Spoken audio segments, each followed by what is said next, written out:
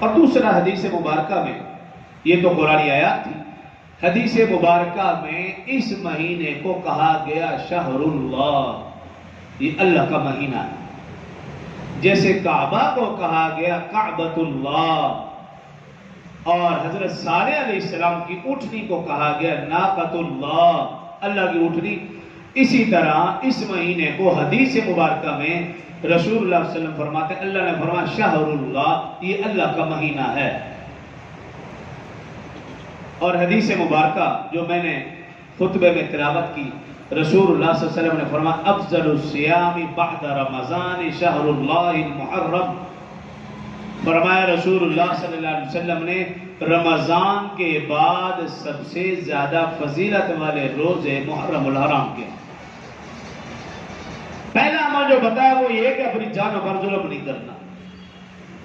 اور دوسرا عمل اس حدیث مبارکہ سے کہ رمضان کے بعد سب سے زیادہ فضیلت والے روزے محرم الحرام کے روزوں کا اہتمام۔